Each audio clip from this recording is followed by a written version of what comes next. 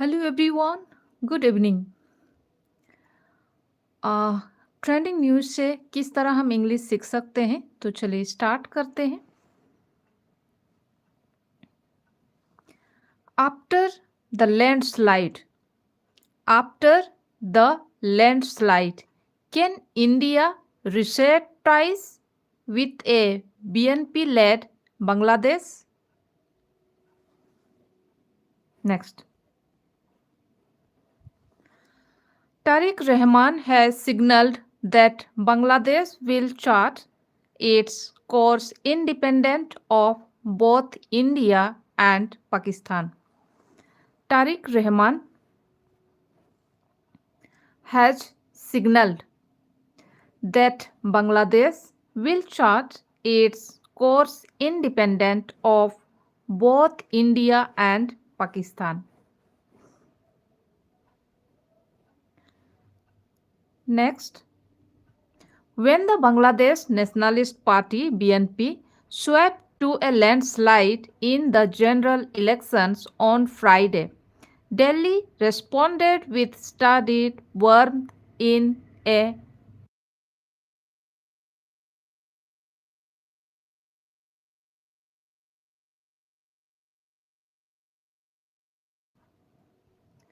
when the Bangladesh Nationalist Party BNP swept to a landslide in the general elections on Friday. Delhi responded with studied warmth in a message posted in Bengali. Prime Minister Narendra Modi congratulated BNP leader Tariq Rahman, the 60-year-old dynast, on a decisive victory. He pledged India's support for a democratic, progressive, and inclusive. Never. He added that he looked forward to working.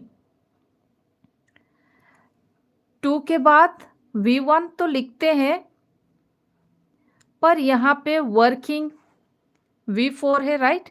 लेकिन ये क्या है, look forward के बाद हमेशा gerund लिखते हैं, तो टू वर्किंग सही है। वर्किंग एक जेरेंड है। V1 plus ING। he added that he looked forward to working closely to strengthen our multifaceted relationship. Next. The tone was forward looking and careful since Sheikh Hasina fled to India after the Jan Z led July 2024 uprising. Ties between the neighbors had frayed, with mistrust hardening of both sides. Hasina's Awami League, the country's oldest party, was barred from contesting the election.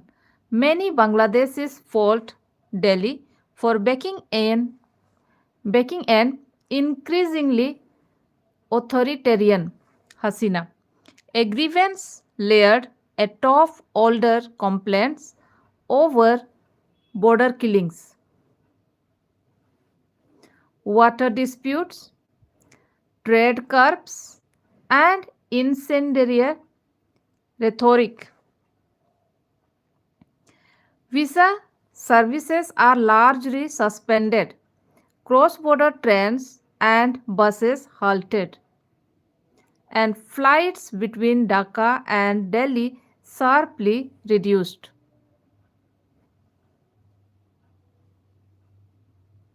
Next. For Delhi, the question is not whether to engage a BNP government, but how. Securing its red lines on insurgency and extremism while cooling rhetoric that has turned Bangladesh into a domestic political. Talking point A, reset is possible. A reset is possible. say analyst. But it will require restraint and reciprocity.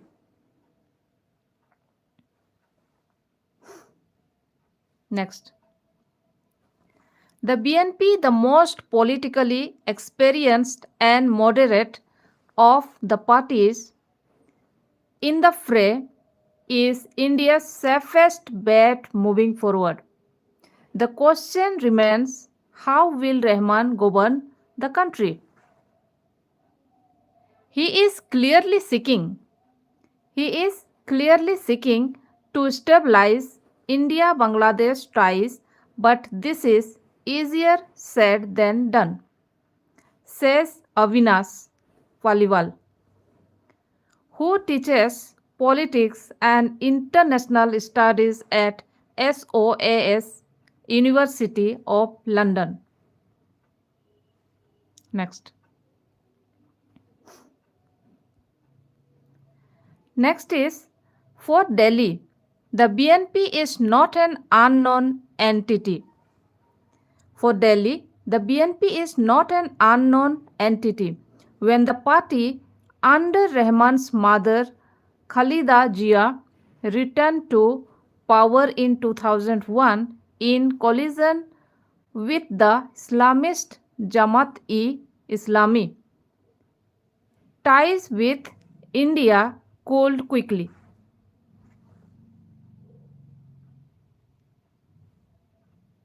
The BNP Jamaat years were marked by turbulence and deep mutual mistrust.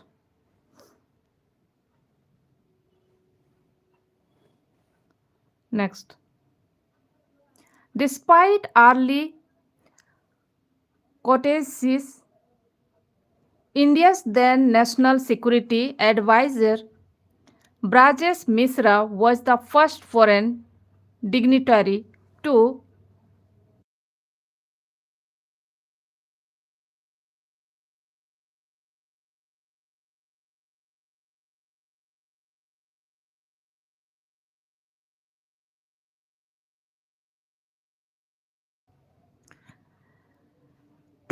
congratulate Khalida Zia. Trust proved thin. The apparent ease with which the BNP maintained relations with Washington, Beijing, and Islamabad fed Delhi's suspicion that Dhaka was drifting strategically. Two Indian red lines were soon tested: curbing support for northeastern insurgents and protecting Hindu minorities. Next. Post-election attacks on Hindus in districts such as Bhola and Jessore alarmed Delhi.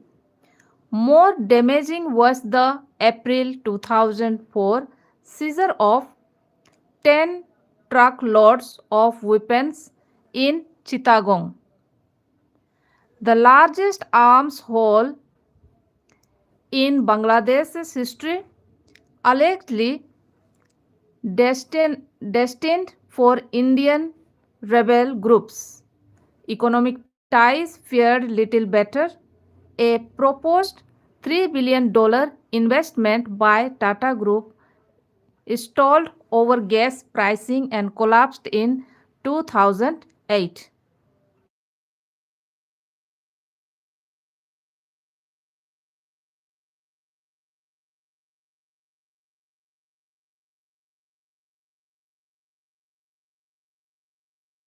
Next is ties kept deteriorating.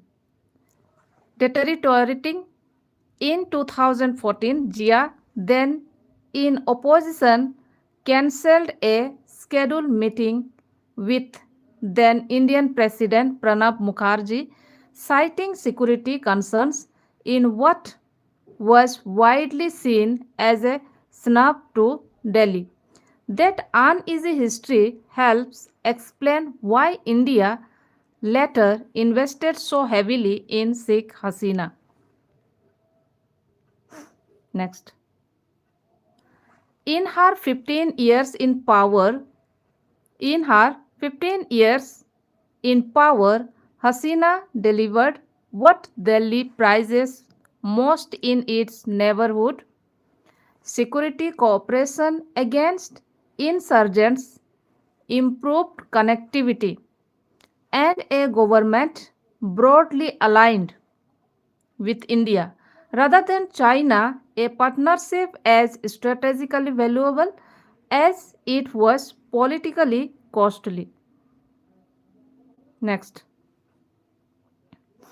Now living in exile in Delhi.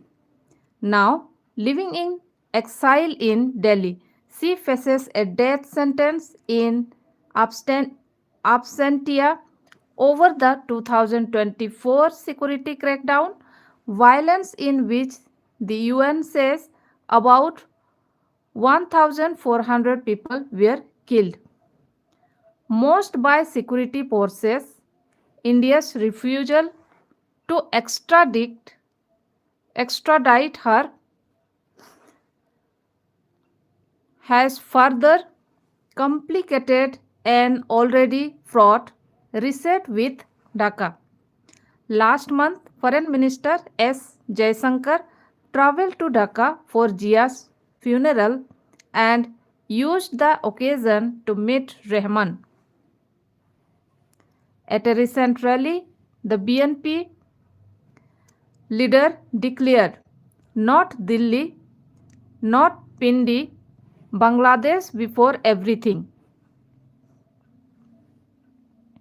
signaling independence from Delhi and Pakistan's military headquarters in Rawalpindi. Next. Next is Pakistan, India's nuclear arm arch rival that was defeated in 1971 to secure Bangladesh's independence, remains a central, if sensitive, factor in the equation after Hasina's fall. Dhaka wasted little time in mending fences with Islamabad. A direct Dhaka-Karachi flight resumed last month after a 14-year hiatus. Earlier, there was a first visit by a Pakistani foreign minister to Bangladesh in 13 years. Senior military officials have exchanged trips. Security cooperation is back on the table, and trade climbed 27% in 2024 to 25. Next. Next, the optics are unmistakable. The optics are unmistakable. A once frosty relationship has thawed. What concerns us is not that Bangladesh has ties with Pakistan as a sovereign country. It is entitled to Smruti Patnaik of Delhi-based Institute for Defence Studies and Analysis told the BBC what was unusual was the near absence of engagement during Hasina's tenure. The pendulum had swung too far in one direction, now it risks swinging too far in the other. Next. Hasina's continued exile in possibly the other, more serious irritant. In any reset, the BNP will have to reckon with the reality that Hasina is unlikely to be repatriated.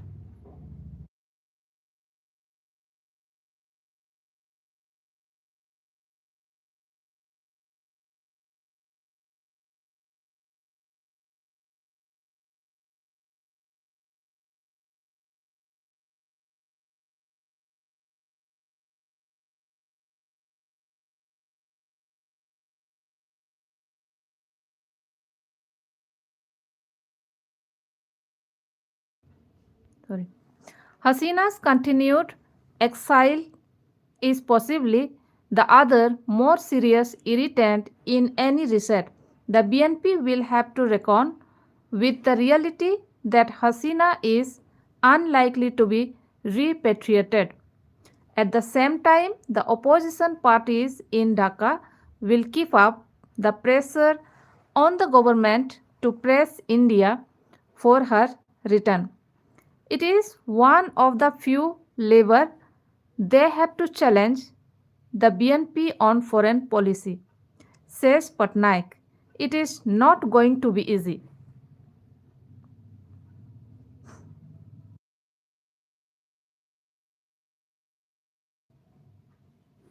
Next.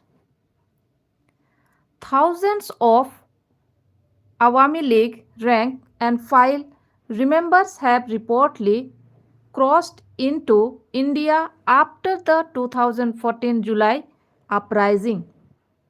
If Delhi seeks to rehabilitate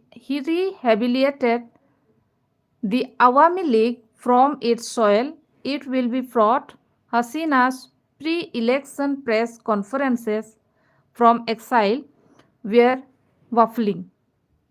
Unless she signals contrition or steps aside to allow a leadership transition, her continued presence risks complicating ties, says Sri Radha Datta, a professor of international affairs at the O.P. Jindal Glove University. Next. Then there is the cross-border rhetoric, inflammatory commentary from Indian politicians and television studios that has fed a wider belief in Bangladesh that Delhi sees it less as a sovereign equal than as a pliant backyard.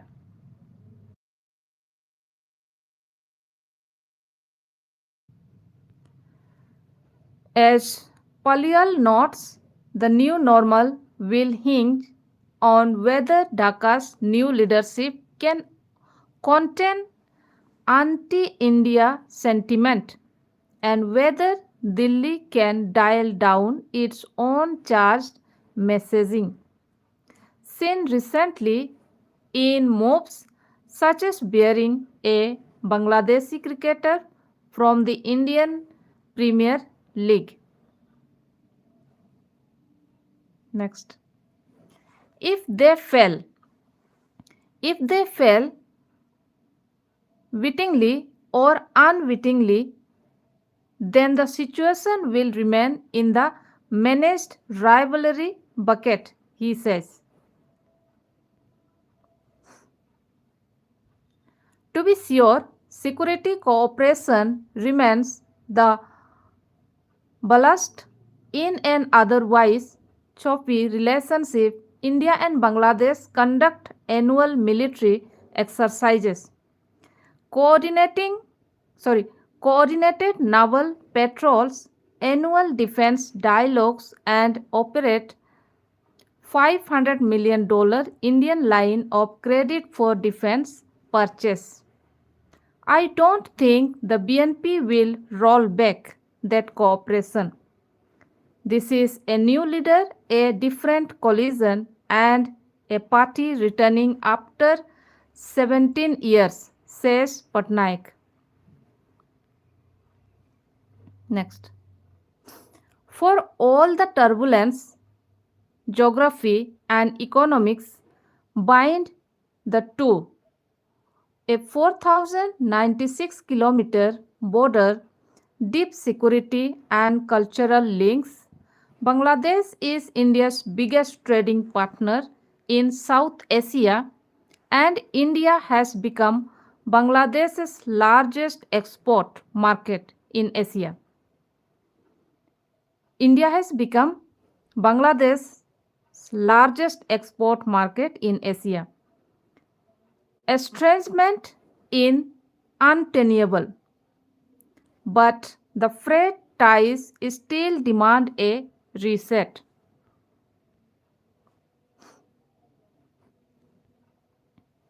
Next. India's past relationships India's past relationship with the BNP is complex and marked by mistrust more than understanding, says Paliwal. But given the geopolitical circumstance today, the fact that Rahman has shown political maturity to not let the past become an enemy of the future, and that Delhi is open to pragmatic engagement are promising signs. The question is who moves first.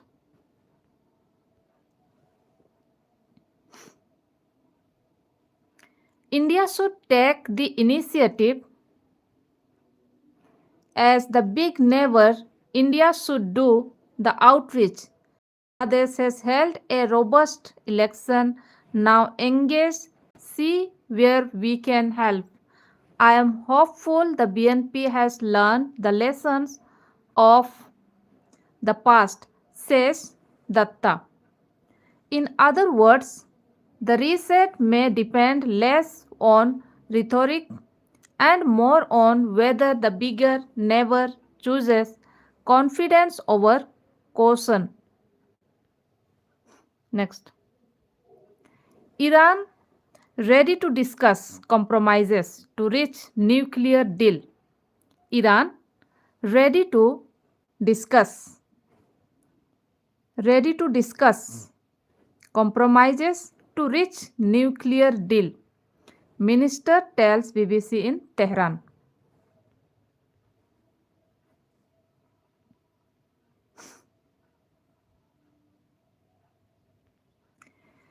Iran ready to discuss compromises to reach nuclear deal. Minister tells BBC in Tehran. Next. Iran is ready. Iran is ready to consider compromises to reach a nuclear deal with the US. If the Americans are willing to discuss lifting sanctions, an Iranian minister has told the BBC, US officials have repeatedly emphasized that Iran, not the US, is holding up progress in this protracted negotiating process. On Saturday, US Secretary of State Marco Rubio said President Donald Trump preferred a deal, but it was very hard to do. One with Iran. Next. But in an interview with the BBC in Tehran, Majid Takat Ravanchi, Iran's deputy foreign minister, said the ball was in America's court. The ball was in America's court to prove that they want to do a deal, adding, if they are sincere, I am sure we will be on the road to an agreement. Next. Trump has threatened strikes against Iran if a deal to curb its nuclear program cannot be reached. With the US building up its military presence in the region, this followed Iran's violent repression of nationwide anti-government protests last month, which human rights groups say killed many thousands of people. Next. The US and Iran held indirect talks The US and Iran held indirect talks in the Gulf state of Oman earlier in February. And Takat Ravanchi, who confirmed a second round, was set to take place in Geneva on Tuesday, said they had been more or less in a positive direction, but it is too early to judge. Trump has also described those talks as positive. The deputy foreign minister pointed to Tehran's offer to dilute its 60% enriched uranium as evidence of its willingness to compromise. Next. At near weapons grade level, it has defended suspicion that the Islamic Republic is moving towards the development of a nuclear weapon, something it has always denied. Something it has always denied. We are ready to discuss this and other issues related to our program if they are ready to talk about sanctions. Takht Ravanchi told the BBC he would not confirm whether this meant lifting all or some sanctions. Next. As to whether Iran would agree to ship its stockpile of more than 400 kg of highly enriched uranium out of Iran, as it did in the 2015 nuclear deal, Takat Ravanchi said it was too early to say what will happen in the course of negotiations. Russia, which accepted 11,000 kg of uranium enriched to a low level as part of the 2015 multilateral accord. Multilateral accord that Trump pulled out of 3 years later has offered to accept this material again. Next. Other proposals previously reported in the media include an offer from Tehran to temporarily suspend nuclear enrichment. One of Iran's main demands has been that talks should focus only on the nuclear file. And Takat Ravanchi said, our understanding is that they have come to the conclusion that if you want to have a deal, you have to focus on the nuclear issue. Next.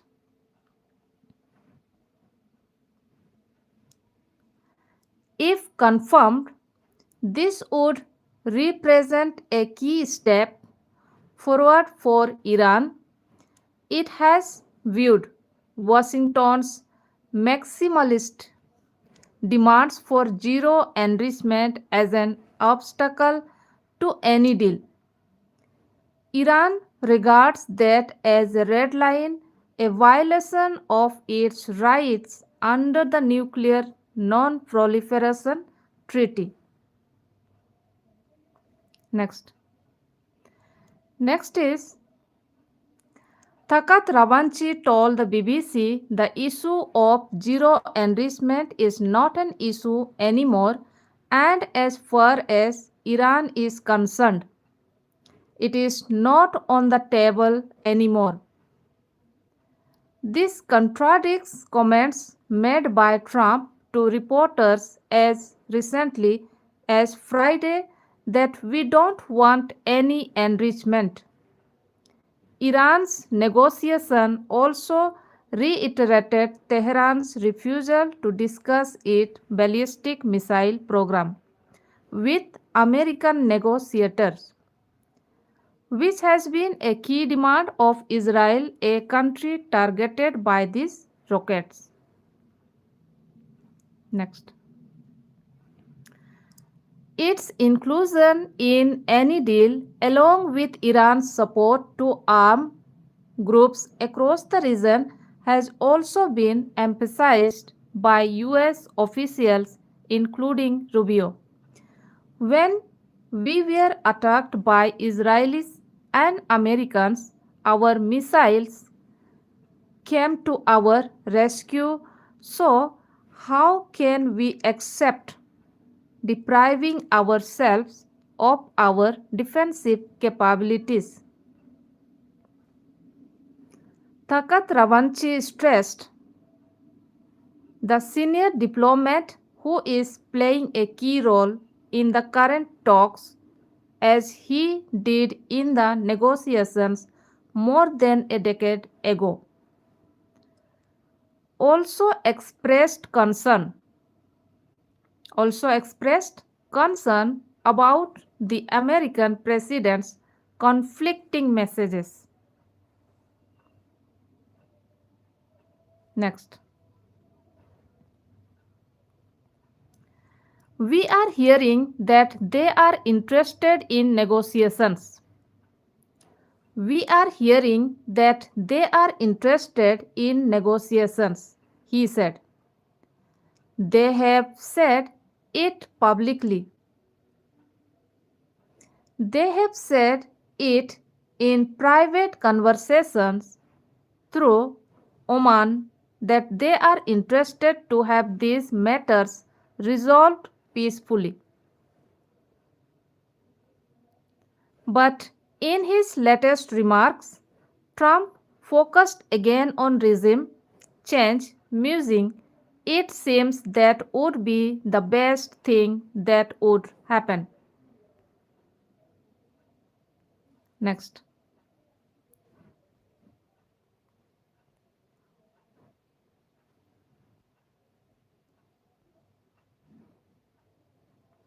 We are not hearing that in the private messages.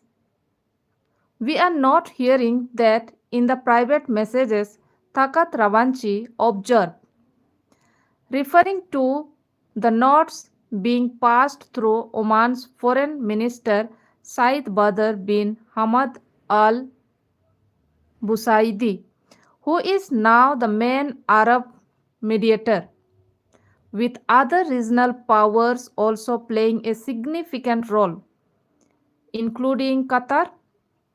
Takat Ravanchi also questioned the US military build up in the region, warning another war would be traumatic, bad for everybody. Everybody will suffer, particularly those who have initiated this aggression.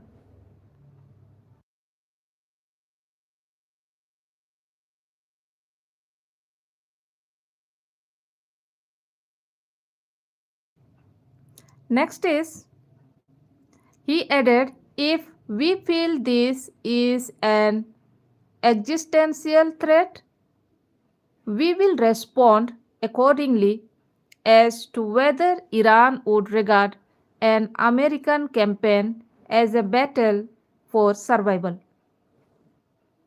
He replied, it is not wise to even think about such a very dangerous scenario because the whole region will be in a mess. Iran has repeatedly made it clear that US military bases in the region would be regarded as a legitimate target.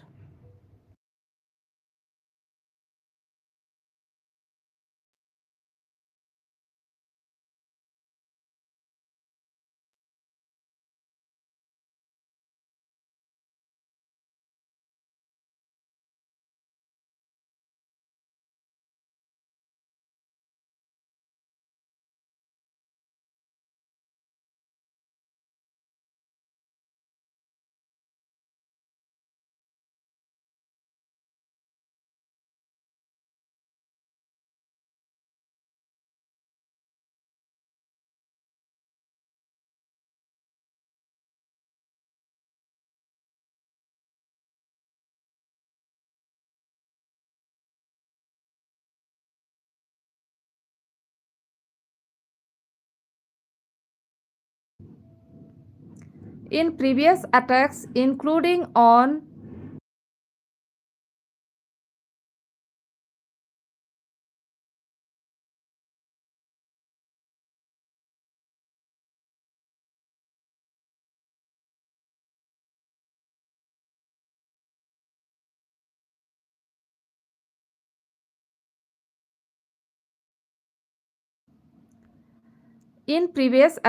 including on the AI Udeid military base in Qatar, after the US struck Iranian nuclear sites last June, Tehran avoided causing American casualties, asked about more than 40,000 US soldiers now being posted in the region. Takat Ravanchi replied, "It would be a different game. It would be a different game." Next, senior Iranian officials have been engaged in intensive discussions with their counterparts across the region who have in turn been on the phone to President Trump, who have in turn been on the phone to President Trump about the urgency of avoiding a war that would have far-reaching repercussions. We see an almost unanimous agreement in the region against war. Takat Ravanchi said Iran has repeatedly accused Israel of trying to sabotage this negotiating track. Next. We are hopeful. We are hopeful we can do this through diplomacy. Although we can't be 100% sure, he reflected, adding Iran has to be alert so we are not surprised. That is a reference to Israel's unexpected attack last June, which triggered what is now known as the 12-day war, just days before Iran was preparing to meet US envoy Steve Witkoff for a sixth round of indirect talks in Oman. It has left Tehran with little trust in this process. Next. Iran is known to have been dismayed by the lack of progress in the last year's talks, with Witkoff understood to have often attended without experts on what is a highly technical matter. Iranian officials, including President Masoud Pezeshkian, have been critical over understandings reached in one round often being changed by the time of the next meeting. Next.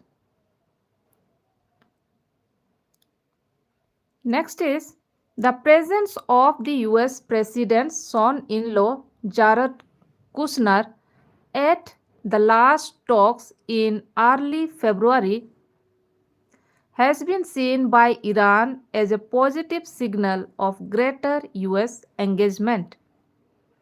On the other side, questions have been raised about Iran's readiness to make the hard compromises essential for any agreement.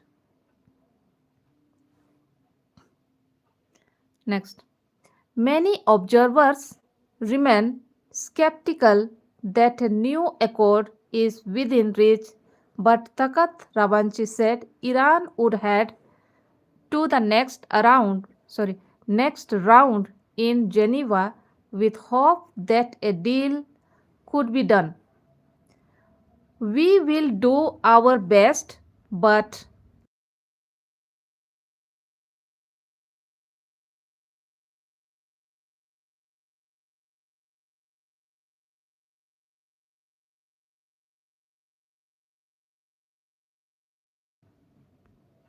many observers remain skeptical that a new accord is within reach, but Takat Ravanchi said Iran would head to the next round in Geneva with hope that a deal could be done. We will do our best, but the other side also has to prove that they are also sincere, he said.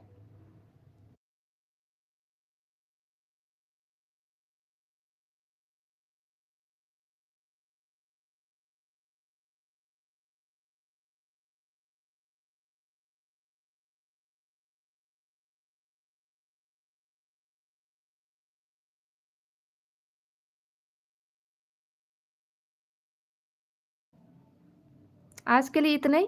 Thank you.